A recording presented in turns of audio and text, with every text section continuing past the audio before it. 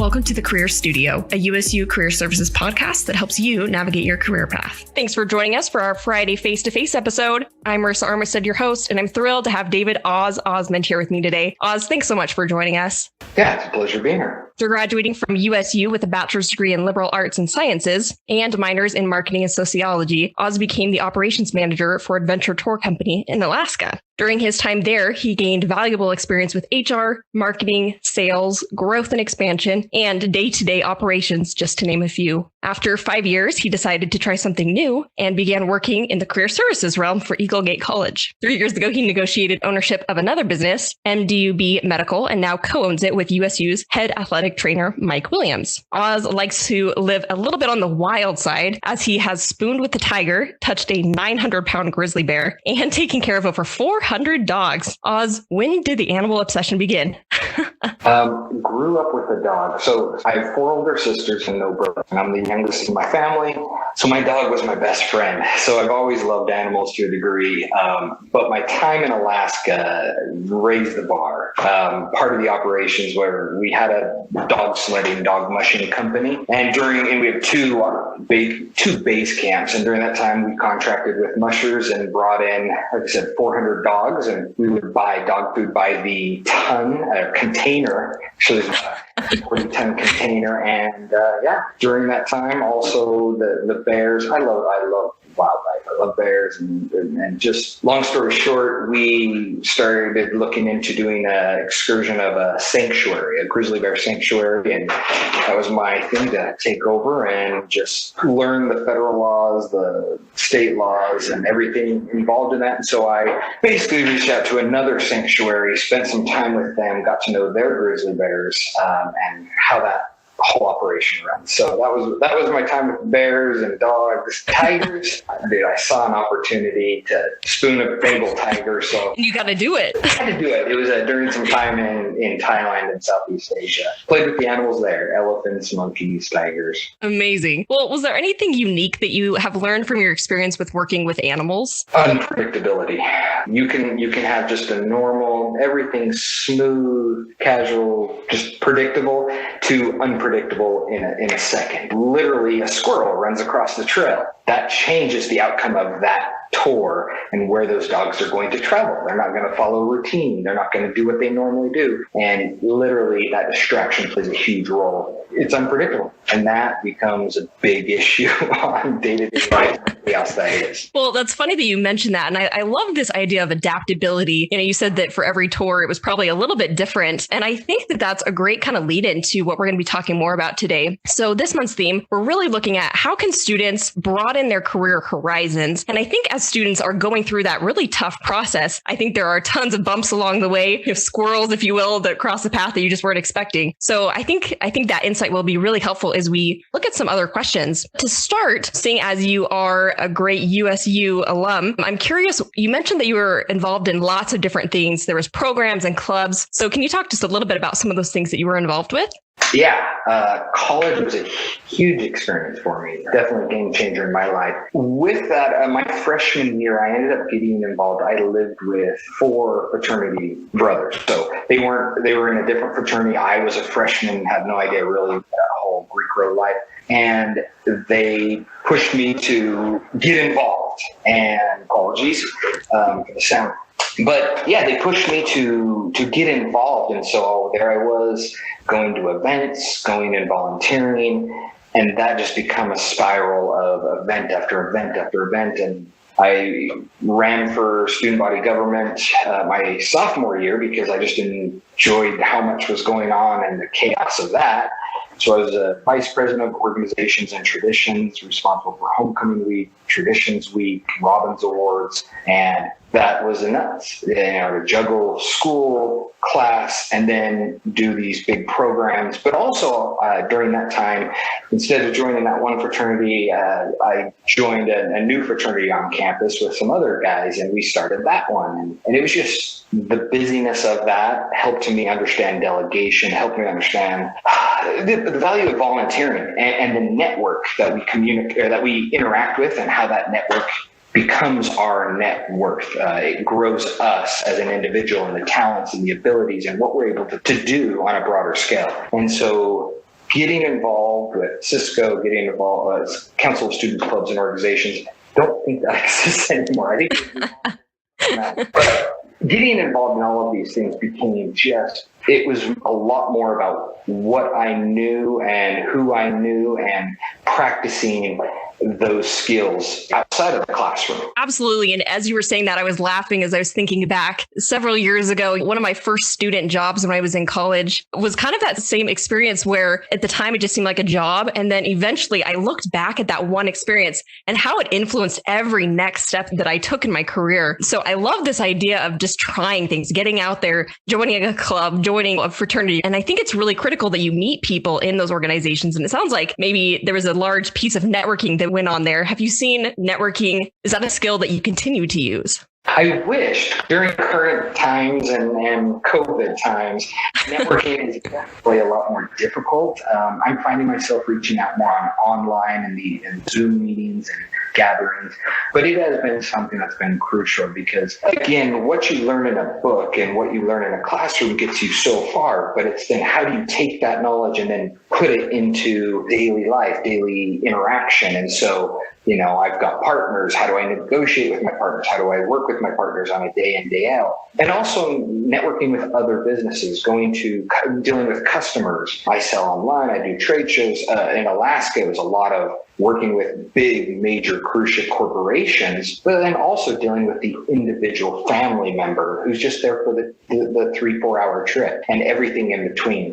And so, the social network that I learned in college played a huge role on my steps to interact in work life. It's, how do I take this one experience, this one interaction, and how do I gather value? How does it become a win-win? What are they in it for? What am I in it for? And those types of small due diligence play a big role on the overall network and the overall value you gain in life. Absolutely. I love that. Well, and as we're talking about some of these outside experiences, I'm also curious, during your degree, as you were earning it, was there anything you learned about yourself in that process? And maybe it was a great class or a great professor, or maybe just something from that process. What did you learn? Oh, man, I learned how to fail, but I still learn how to fail a lot. No, it's simple things like, juggling a class while juggling big outside responsibilities and a job. During that time at Utah State, also, there's a year that I held a job the entire time, but paid for the bills and so forth. And it was a matter of getting, where is my level of work life versus burnout? And then when burnout comes, what do I sacrifice? What was the first thing that was easiest to sacrifice? And sometimes it was, what did I feel was of least value? And that was always something that was difficult pending the scenario, pending the situation. But in college, it was something where the burnout was real. You have to learn. That's a perfect time to learn. What is your level? Some people go to class and study, and that's all they do because that's their focus, is hammer out the best grades to get the best job. That's the key quintessential is have that 4.0 to look really good for that accounting position because it's the best one out there and they only accept 4.0 students. Where later we can maybe talk about my degree, but mine was all over the place. And that was because I'm somebody of chaos. I thrive in that moment. And I can't just sit in one degree and focus on one thing. I didn't find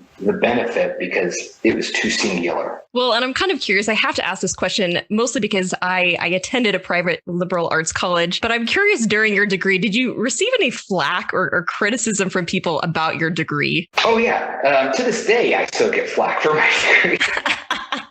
Yeah, because I've got my best friends from college that I interact daily with. We're in a group chat together. One's a doctor, one's a lawyer, that one's in higher ed that kind of focused in on education. And then there's me who's liberal arts and sciences, which literally was, what the heck am I doing? I got to get out of college. I've been here too long. Oh, here's this degree. It's kind of a little bit of everything that you've been doing. And so there's no real field other than what I'm doing today, which is an entrepreneur and all aspects. And so these guys, not so much that they give me flack, but it was kind of what the heck are you going to do? Back in college, it was what are you going to do? how are you going to, what path is this degree going to take you? Because and that was always a big question, because I didn't know until I got out in the real world and got more experience. Did I look back and go, wow, this degree did help me because I know a little bit of this, a little bit of that, a little bit of this. And overall, I know more than my friend that's a lawyer. I know more than my friend that's a doctor. They're specialized. I'm not specializing. You're a general specialist. A general specialist of all trades and a master of none. I love it. As we're talking about this, your degree and kind of gaining some of these important skills that would really set you up for a great future ahead, I'm curious more about this adventure tour company experience. I'm kind of curious what skills you gained from there that led you to kind of the next step. Yeah. So brief summary on that is as a student body officer, I had a gal who was on my committee who one day she came up to me and she said, "Man, you like to talk. You would be a good tour guide. You talk a lot." And literally I said, "Well, what do you mean tour guide?" And then she said, "Oh, Alaska. I go and I'm a tour guide in Alaska." And then, sure, I have to just talk. Yeah. So I tried it and I fell in love being a tour guide for a few years. And then when I graduated, I brought up the option of, hey, either I give you one more year of being a tour guide or you commit to me. And this is to the owner of the company. I said, I'll either be a tour guide for one more year or commit to me and I'll give you 3 more years and I'll be a manager of some sort within the company. And he actually just put me in as general manager and to run the entire operation. And I had a lot of fear because I went from just being a tour guide to being in charge of 55 employees, everything that encompasses hiring, Wow. The HR nightmare that is employees, which again, I took a couple classes in it, but I didn't have any expertise. I had to do all the contract negotiation with Holland America, Princess Cruise Lines, Disney Cruise Lines, the scheduling, just ins and outs. And during that time, we doubled the size of the business. We went to a different city and built a whole new operation in this other city. We added a whole nother tour that didn't even exist. I had to learn it. Nobody could have taught me what I learned. It was definitely learned by being thrown into the fire. Those are just the best ways to learn because every day was something new. When you're dealing with animals, like I said, crisis management. Luckily, during the 7 years I was up there, we only had actually 3 issues during 7 years. And we had tens of thousands of customers. I'd probably say over 100,000 customers during that period. Those 3 events were huge and chaotic and stressful. And it was 24 hours where I had to juggle flights and emergency situations. And I bet you loved it. I would go, there's one circumstance specifically where I went just almost 48 hours without sleep because it was a matter of juggling one city to another and logistic nightmares and things like that. But that was my job and I would have nothing could have prepared me for that other than just determination to just grind. And that's something where looking back in college, it was like grinding for finals week. I got a test tomorrow, stay up all night and just cram and grind, and a big event is tomorrow and we got to get all this stuff done. So the procrastination in college helped me with the potential emergency situations in Alaska. But yeah, it was definitely a jump from this level to this level overnight. Very quick. Interesting. Well, and it's hard when you're in a position that you like. At what point did you decide to try something new? At what point were you like, I think it's time for a change? Truly, it was so my life in Alaska, I'll say this, it was the best job I'll ever have in my life because it was work my tail off during those 5 months. And then during the winter, it was do whatever you want to a degree. So my wife and I traveled the world during the winter months. And so it was definitely hard to step away, but also at that time, it was in 5 years of marriage, 6 years of marriage, we wanted to have a family and going up north, working and the hours that entailed and everything.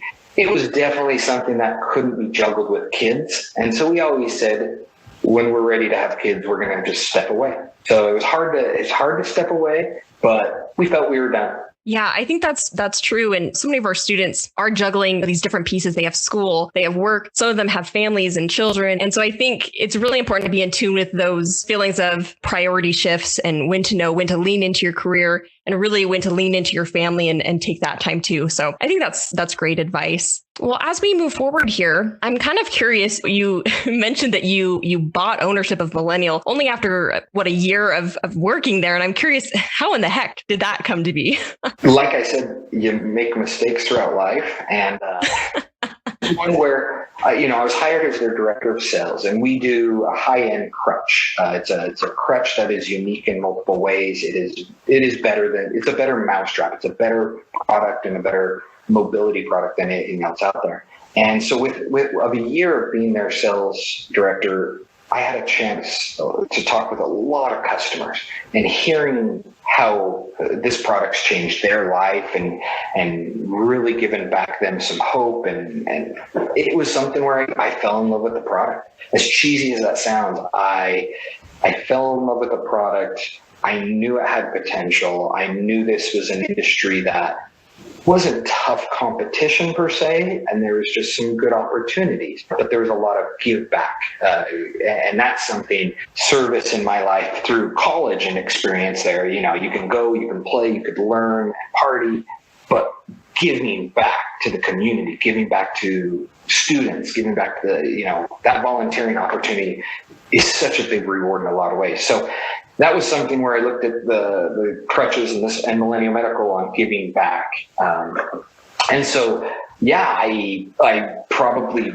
actually, I know I bought higher than I want. I was naive when it came to ownership. But these are part of the things we learn, and grow. And so I bought out one of the original founders, and there was an opportunity that just arose. And so I jumped on it. And to me, that's, adding other problems in my life, debt and business debt and juggling a company and the liability that brings up. And so I do look back to some of the classes and I'm like, man, I remember talking about this, but I remember not focusing during this.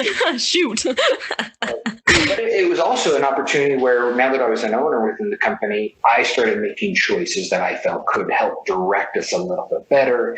Actually, we were based up in Logan, and that was one of the desires to join this company, is just to be closer to Utah State and, go to the football games, go to the basketball games, sure, participate in some of those community events that are there.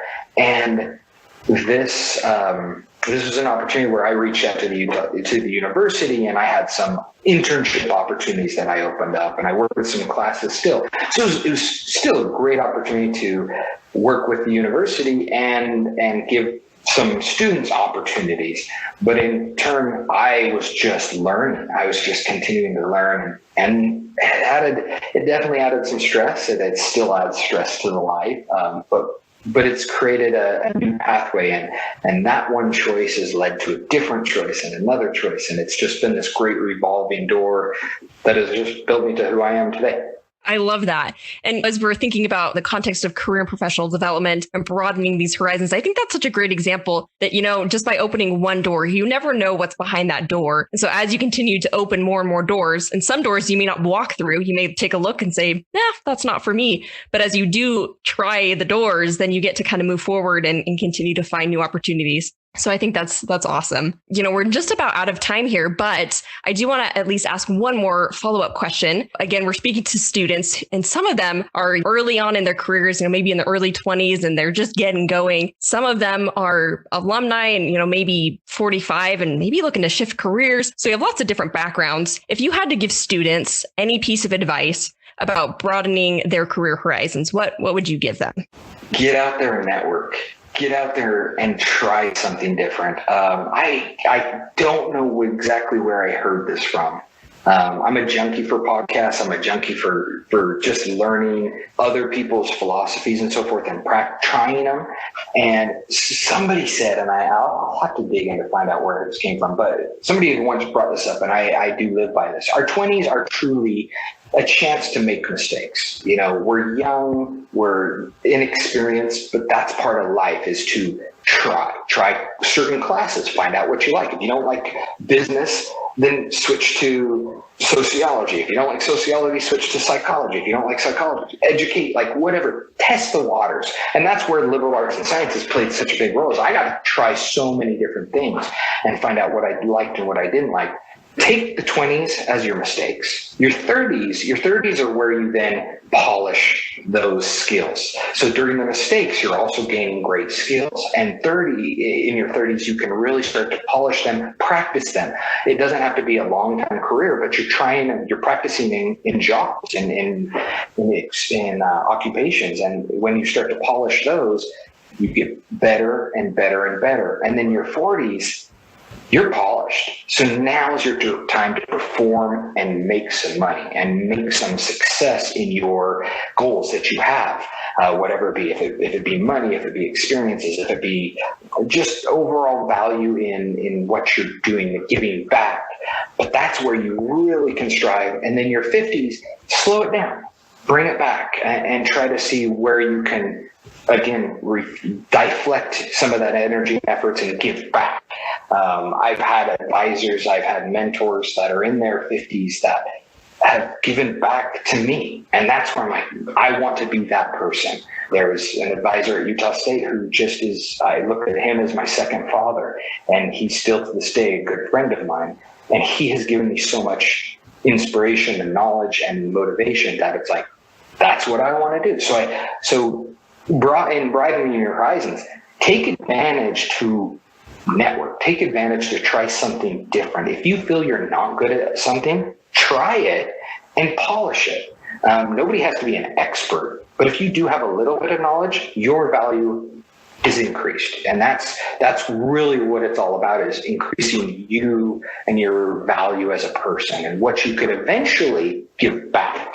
I think that's great. And, I think that also alleviates some of the pressure. Sometimes students feel like right off the bat, they have to know, what they're doing at their life. And I think as you've really helped us see, it's a process. Each step you take is just a good step in a good direction. And if you take the wrong step, you learn that too. So it's just all about moving forward. And so I really appreciate that insight. Well, Oz, thank you so much for being here with us today. I think your story is really inspiring for students, and I've learned so much as we've been talking. So thank you so much. Oz has been gracious enough to offer Aggies a 25% discount on all of his Crosstrap products. So check that out in our bio for more information. Thanks so much, Oz. Absolutely. Thank you, Marissa. Thanks for joining us here at the Career Studio today. Please remember to join us next week as we continue to discuss this month's theme of broadening your career horizons.